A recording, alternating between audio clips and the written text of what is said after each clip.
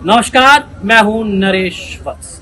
Hindustan post इस समय सिमतल्ला में पहुंच गया है और वहां के शिव मंदिर में यहाँ के बिहार की जनता से, वो जनता जो अब अपनी नई सत्ता का चयन करेगी, मतदान होना है, उसी को लेकर हम बात करेंगे। सबसे पहले आपसे मैं जानना चाहूंगा, बिहार को लेकर एक जो छवि थी वो लगातार टूट रही है, कैसे देखते हैं सुशासन की जो छवि घड़ी जा रही है मौजूदा सरकार द्वारा, कितनी सफल हुई है? करीब करीब तो सफल हो रहा है सर, और सब तो ठीक है, प्रगति की ओर जा रहा है। क्या बात नहीं है, विकास का काम हुआ है। क्या नाम आपका? आशीष। आशीष, क्या देखते हैं आप? युवाओं को लेकर लगातार प्रधानमंत्री के द्वारा ये कही जा रही है बात कि ये देश युवाओं का है और पूरा विश्व भी अब भारत युवा की तरफ देख रहा है। क्या देखते हैं कि इस युवा शक्ति का बिहार के चुनाव में कुछ बदलाव होगा? सर ऑनेस्टली अगर मैं बोलूं तो मैं फर्स्ट टाइम वोटर हूँ और काफी यहाँ मेरे युवा भाई है जो फर्स्ट टाइम वोटर है। और जब मैं पॉलिटिक्स को अपने नजरिया से देखता हूँ तो सर पॉलिटिक्स इतनी निम्न स्तर तक पहुंच गई है कि आपने अभी मुकामा का घटना सुना होगा। क्या सर एक एमएलए की सीट एक किसी की जान से ज्यादा बढ़ के है क्या? नहीं सर, एमएलए सीट 5 साल बाद फिर आ जाएगी सर, जान आएगी क्या? नहीं आएगी। लोग आरोप लगाए जा रहे हैं कुछ सोचे समझे बिना, किन्हीं के बेटों पे, किन्हीं की बहुओं पे, किन्हीं की माओ पे। किन्होंने इनको हक दिया सर? हमारी पॉलिटिक्स, हमारी संविधान तो ये नहीं सिखाती है, हमारा बिहार तो ये नहीं सिखाता कि ये करो। हमारे लिए नेताओं को लड़ना चाहिए, हमें नेताओं के लिए लड़ना चाहिए सर। आप न्यूज रिपोर्टर हैं, आप मुझे बताएं नेताओं को, लेकिन यहाँ पे नेता के विरोध में पब्लिक लड़ रहे हैं सर। क्यों हम लड़े सर? तुम 5 साल सत्ता करोगे, हम 5 साल लाठी खाएंगे। तुम 5 साल मजे करोगे, हम 5 साल यहाँ भाइयों से लड़ेंगे।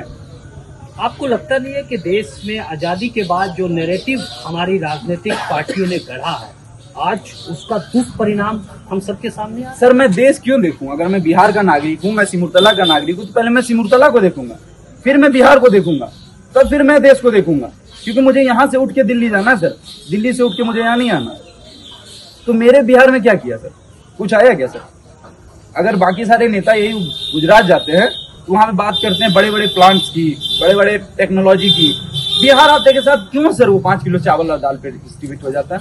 चलिए, मुद्दा तो एक बहुत बड़ा है और ये हमने लगातार कुछ लोगों से बात की कि ये 5 किलो राशन मुफ्त देना ये एक अच्छी बात है, लेकिन क्या ये 5 किलो राशन लोगों को नकारा बना रहा है? ये मुद्दा नहीं होना चाहिए सर, ये मुद्दा होना नहीं चाहिए। इस पर भी एक बात करेंगे। क्या आइए, क्या नाम आपका? रितेश सिंह। आपसे हमारी अभी बात हो रही थी, इस बार के चुनाव में अगर हम बात करें, प्रधानमंत्री भी और गृह मंत्री भी और तमाम जो बड़े नेता हैं वो धर्म को लेकर, खासकर के वही देखिए मिथिलांचल में जानकी जी का, सीता जी का मंदिर बन रहा है, भव्य राम मंदिर पहले भी बन गया है, सनातन हिंदू धर्म एक मुद्दा है। क्या लगता है कि चेतना आई है? जी बिल्कुल। बिहार में देखिए सर, बात है कि अगर हम जय श्री राम बोले या जय सिया राम बोले, इसमें कोई अंतर नहीं है।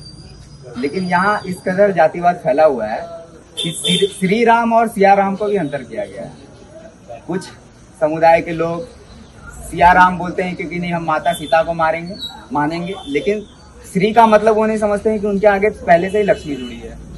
तो ये धर्म के या पंथ के नाम पे जो बट के डेवलपमेंट का या विकास का सोच रहे हैं, इससे अच्छा क्या एकजुट होकर ये ऊंच नीच, जैसे कि आप देखें मेरा टाइटल राजपूत लगा हुआ है, सिंह लगा हुआ, तो आप समझ रहे हो कि राजपूत है, लेकिन ऐसा नहीं है। अगर हम लोग किसी जात को समर्थन देंगे तो आज बताइए बिहार में कितने राजपूत खड़ा है नेता? जात पे जो भी बताया गया कि अगड़ा पिछड़ा बोला जाता है, तो अगड़े जो है पिछड़ों को साथ लेके चल रहे हैं, लेकिन ये जो बीच वाले कुछ मीडिएटर हैं, अगला पिछड़ा को 2 भाग में बांट दिया। ये नहीं बढ़ेगा। एकजुट होंगे तभी बढ़ेंगे। एकता में ही शक्ति है, अखंडता में ही शक्ति है।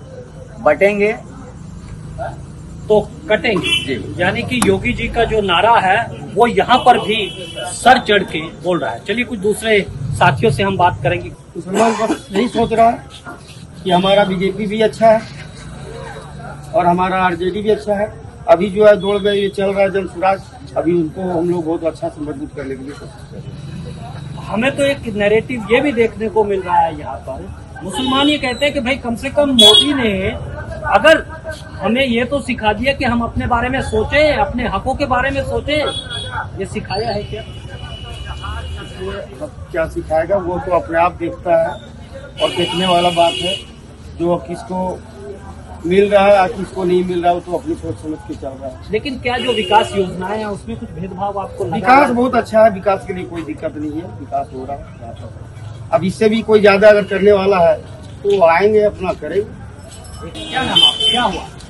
शंकर राम नाम है। शंकर राम है, क्या करते हैं शंकर जी आप? हम टीचर हैं। अच्छा, टीचर हैं। अरे आपको ये लगता है कि टीचर होने के नाते ये बिहार कितना बदला है? जब पहले सुशासन की जो सरकार थी नीतीश कुमार का पहला कार्यकाल, उसका तो बहुत ही अच्छा था, लेकिन फिर दूसरे तीसरे कार्यकाल में वो बिल्कुल शिथिल हो गई और वह जो है बिल्कुल एक कठपुतले के रूप में काम कर रही है। इससे जो है हमारा जहाँ केंद्र सरकार की बात है वहाँ हम लोग नरेंद्र मोदी के साथ, जहाँ पर राज्य सरकार की बात है तो लोकल मुद्दा है, और लोकल मुद्दे के साथ हम लोग आरजेडी के साथ। आप यहाँ सर सिमुलतला में आए हैं, आप देखेंगे कि अस्पताल जाकर के सीखें, यदि किसी का एक माथा भी दर्द करे तो संभवतः वहाँ इलाज नहीं होता। सामने में आवासीय विद्यालय है और वहाँ के बच्चे के लिए एक अलग डॉक्टर है या जो भी रहे, लेकिन यहाँ लोकल प्रेफरेंस क्या है? वहाँ आवासीय विद्यालय हो जाने से यहाँ लोकल बच्चे को क्या एक भी मिलता है, 1% भी आरक्षण मिलता है। यहाँ सिमुलतला में है, ये जमीन दिया गया है, यहाँ पर दिया जाए। यहाँ पर सिमुलतला में इतनी आबादी है, एक बालिका विद्यालय नहीं है सर। चुनाव में नैरेटिव ये भी चल रहा है, और खासकर जैसा एनडीए है उसको 5 पांडव का नाम दिया जा रहा है, और 5 पांडवों में कौन है? मोदी हैं, नीतीश हैं, कुशवाहा हैं, मांझी हैं, पासवान है, और दूसरी तरफ महागठबंधन है, वहां पर जो है सिर्फ वो तेजस्वी की लालटेन है, उसकी रोशनी है, और तीसरा मोर्चा भी बन गया है ग्रेट अलायंस का भी। अब ये देखेंगे बिहार की प्रबुद्ध जनता किसको चुनेगी। आज के लिए इतना ही, आप बने रहें हिंदुस्तान पोस्ट के साथ।